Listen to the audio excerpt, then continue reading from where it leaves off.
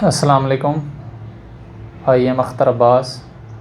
I have done my MPhil chemistry from Government College University Lahore, and now I am the part of Nest School System Samnabad Lahore. I am teaching here chemistry, biology and science. Due to coronavirus, as directed by the government of Pakistan, regular classes are not possible in schools, but also in this critical situation we cannot stop education and learning.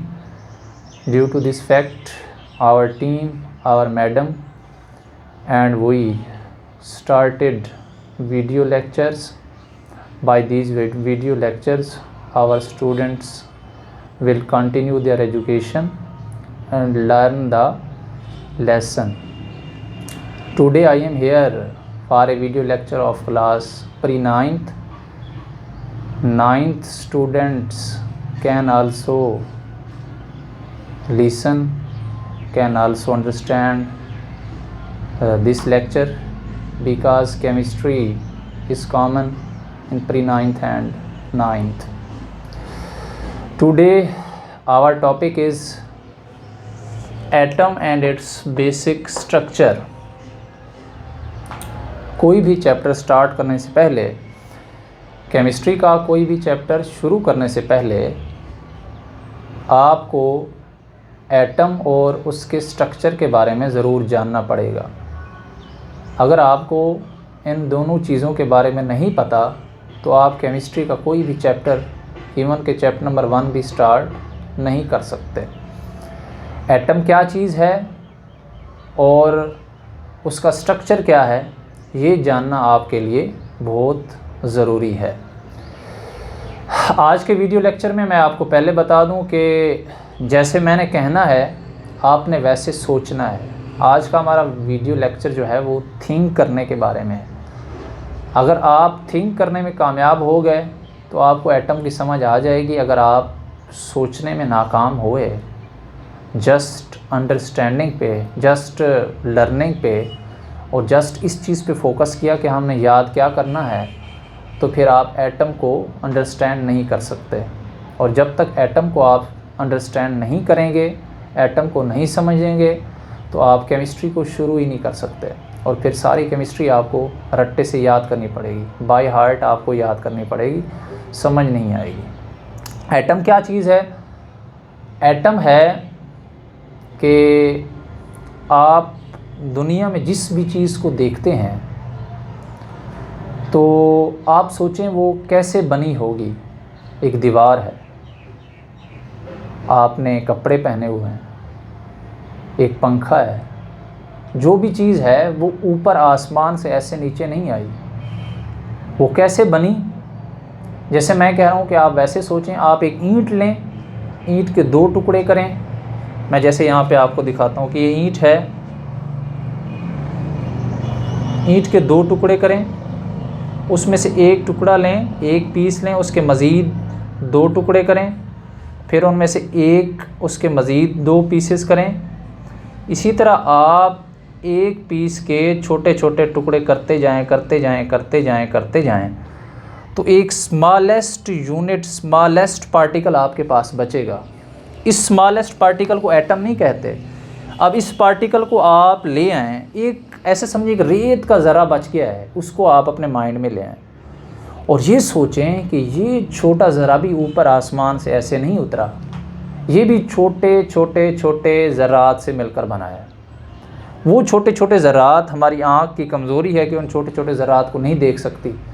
आप मज़ीद पीछे जाएं कि वो छोटे ज़रात, छोटे ज़रात, छोटे ज़रात, आखिरकार आप इस नतीजे पर पहुँचेंगे कि कोई तो ऐसा छोटे से छोटा ज़रा था, वो मिला, बहुत से उस तरह के बहुत से ज़रात मिले, बड़े ज़रात बने, फिर बड़े ज़रात मिले, इसी तरह मिलते गए तो आखिर में हमारे पास क्या चीज़ बन गई? ईंट बन गई। जो हम कपड़े पहने हुए हैं हमने, ये भी ऊपर आसमान से ऐसे नहीं आए। ये किस चीज़ से मिलकर बने हैं? धागे से मिलकर बने हैं। तो धागा किस चीज़ से मिलकर बना है? कपास से मिलकर बना है। तो कपास किस चीज़ से मिलकर बनी है?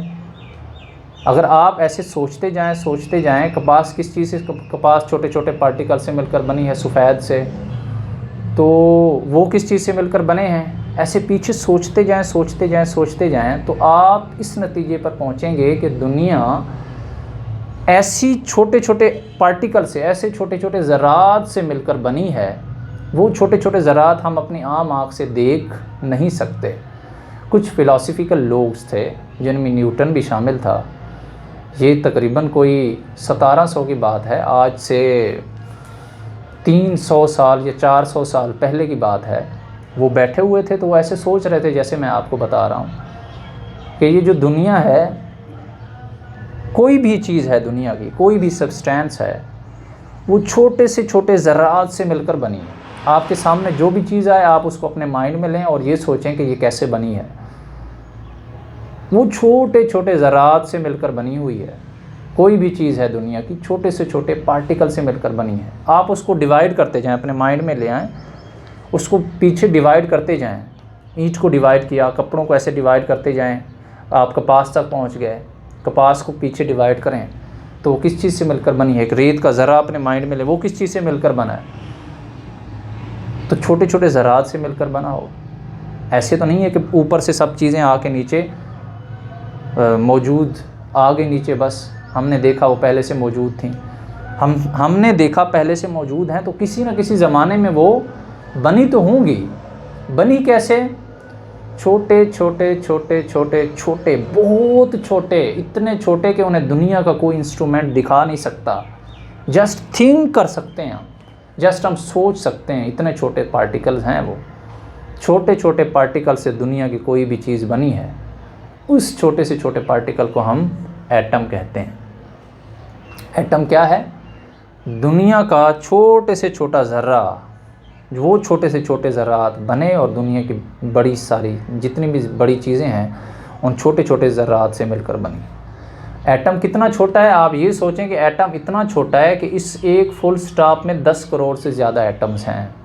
एक फुल स्टॉप में 10 करोड़ से ज़्यादा एटम, इतना छोटा एटम है, 10 करोड़ से भी ज़्यादा। उसको दुनिया का कोई इंस्ट्रूमेंट दिखा नहीं सकता।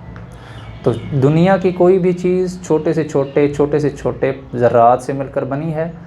उस छोटे से छोटे ज़रात को हम क्या कहेंगे? एटम कहेंगे। और जो एटम है उसको आप डिवाइड नहीं कर सकते, इनडिविजिबल है। क्या मतलब? आप कहें कि एटम को भी मज़ीद मैं छोटा करूं, तो एटम को आप मज़ीद छोटा नहीं कर सकते, वो इनडिविजिबल चीज़ है। तो यहाँ पे मैंने लिखा है, जो आप इसको पढ़ेंगे और इसके मुताबिक सोचेंगे, how this universe is made up, ये दुनिया कैसे बनी है। एवरी सब्सटेंस, दुनिया की हर चीज़, इसमें पंखे आ जाएं, इसमें कपड़े आ जाएं, इसमें दीवार आ जाए, इसमें आप भी आ जाएंगे, मैं भी आ जाऊंगा। दुनिया की हर चीज़, every substance of this universe is made up, वो बनी हुई है, of smaller and smaller particles. दुनिया की कोई भी चीज़ है वो छोटे से छोटे ज़रात से मिलकर बनी है। द स्मॉलेस्ट, सबसे छोटा, आप सोचते जाएं जो आखिर में सबसे छोटा, द स्मॉलेस्ट पार्टिकल, सबसे छोटा ज़रा ऑफ ए सब्सटेंस, किसी भी चीज़ का जो आपके माइंड में सबसे छोटा ज़रा बनेगा, that can not be further divided, उसको आप मज़ीद छोटा नहीं कर सकते, तकसीम नहीं कर सकते। डिवाइड का मतलब तकसीम करना, छोटा करना। इसको आप मज़ीद छोटा या तकसीम नहीं कर सकते, उसे आप इंडिविजिबल भी कहते हैं। Indivisible that can not divided is called atom. उसे आप क्या कहेंगे? एटम। दुनिया का कोई भी ज़रा जो इतना छोटा है, स्मॉलेस्ट पार्टिकल है उस सब्सटेंस का, जिसको आप फर्दर डिवाइड नहीं कर सकते, वो एटम कहलाता है। और नेक्स्ट हमारा जो टॉपिक है उसका नेक्स्ट पोर्शन है it's basic structure. Basic structure के बारे में क्या ख्याल है? स्ट्रक्चर का मतलब होता है साख्त। साख्त को आप क्या कहेंगे? साख्त, what do you means by structure या साख्त? साख्त का मतलब है कि अगर आप किसी चीज़ को देखें तो वो कैसा दिखता है। आप इंसान की स्ट्रक्चर, इंसान का बयान करें, इंसान की साख्त बयान करें, इंसान कैसे दिखता है। आप कहेंगे नाक है, कान है, आँखें हैं, बाल हैं, तो ये हमारा स्ट्रक्चर है, हमारी साख्त है। तो एटम का स्ट्रक्चर क्या है? एटम कैसे दिखता है? अगर एटम को कोई देख भी ले तो वो कैसे दिखेगा? तो एटम को देखा नहीं गया, लेकिन कुछ एक्सपेरिमेंट्स जो हम चैप्टर नंबर 2 में चल के डिस्कस करेंगे, उन एक्सपेरिमेंट से कुछ एटम के स्ट्रक्चर के बारे में उन्होंने ऑब्जर्वेशन की है, वो हम पहले पढ़ लेते हैं कि एटम का जो स्ट्रक्चर है, एटम जो दिखता है वो कैसे दिखता है। एटम के सेंटर में एक गोल गोल चीज़ होती है, ये ऐसे गोल गोल, उसे हम कहते हैं न्यूक्लियस। ये क्या है? न्यूक्लियस है।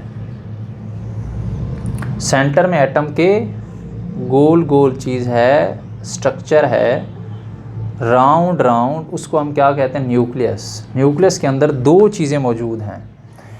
एक चीज़ है प्रोटॉन, उसको मैंने P लिखा है, प्रोटॉन, और एक चीज़ है न्यूट्रॉन। ये कहाँ पे मौजूद हैं? एटम के न्यूक्लियस में। प्रोटॉन और न्यूट्रॉन ये छोटे से छोटे ज़र्रात हैं। एटम बहुत छोटा ज़र्रा है, लेकिन प्रोटॉन उससे भी छोटा है जो एटम के अंदर पड़ा हुआ है। न्यूट्रॉन उस एटम से भी छोटा है जो एटम के अंदर पड़ा हुआ है। प्रोटॉन एंड न्यूट्रॉन न्यूक्लियस के अंदर मौजूद हैं। प्रोटॉन पे पॉजिटिव चार्ज होता है। इसका क्या मतलब है? इस पर पॉजिटिव चार्ज होता है, इसका मतलब आप जो भी चीज़ लाएंगे जिस पे नेगेटिव चार्ज होगा इसको अट्रैक्ट करेगी, प्रोटॉन उसको अट्रैक्ट करेंगे अपनी तरफ। और बाहर, न्यूक्लियस के बाहर ऐसे राउंड राउंड रास्ते बने हुए हैं, इनका नाम है शेल या ऑर्बिट। दोनों एक ही चीज़ें हैं, शेल या ऑर्बिट। ये क्या है? न्यूक्लियस के बाहर रास्ते बने हुए हैं। इन रास्तों पे कौन चलते हैं? इन रास्तों पे भी चलने वाली एक चीज़ है, उसका नाम है इलेक्ट्रॉन। क्या है? इलेक्ट्रॉन। इलेक्ट्रॉन क्या करते हैं? इस न्यूक्लियस के गिर्द घूमते हैं। जिस रास्ते पे घूमते हैं उस रास्ते का नाम क्या है? शेल या ऑर्बिट। और एक शेल या ऑर्बिट नहीं होता, ज़्यादा शेल या ऑर्बिट होते हैं। पहला शेल या ऑर्बिट, उसके बाद और शेल या ऑर्बिट। तो ये तीन चीज़ें आपने एटम की याद रखनी है कि ये न्यूक्लियस है, न्यूक्लियस के अंदर दो चीज़ें हैं, प्रोटॉन और न्यूट्रॉन, और न्यूक्लियस के बाहर रास्ते हैं जिन्हें शेल या ऑर्बिट कहते हैं। उन शेल या ऑर्बिट में जो चीज़ें घूम रही हैं, रिवॉल्व कर रही हैं, उन्हें हम क्या कहते हैं? इलेक्ट्रॉन्स।